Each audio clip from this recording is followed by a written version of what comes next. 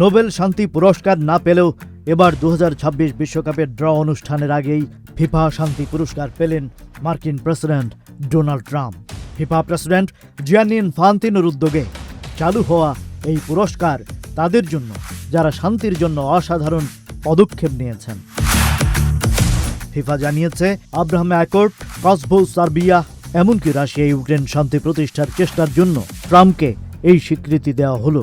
Infantino মনে করেন Trump Nobel শান্তি পুরস্কার পাওয়ার মতো কাজ করেছেন।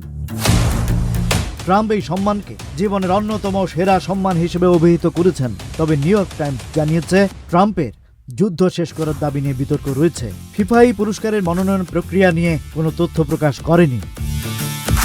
পুরস্কার জয়ের পর ডোনাল্ড ট্রাম্প স্বর্ণের ট্রফিটি ছুঁয়েও দেখেননি, কেবল পদক পরে বক্তৃতা শেষ করে চলে যান। ট্রাম্প মঞ্চে দাবি করেন তিনি কোটি কোটি মানুষের জীবন রক্ষা করেছেন এবং যুদ্ধ শুরুর আগেই থামাতে পেরেছেন।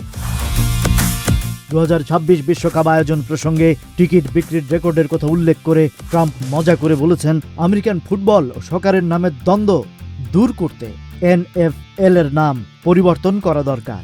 এই বিতর্কিত পুরস্কারের পর ট্রাম্প পরবর্তীতে মেক্সিকোর প্রেসিডেন্ট ও কানাডার প্রধানমন্ত্রীর সঙ্গে মঞ্চে সেলফির জন্য পোজ দেন। Rajib Raihan, news flash 71।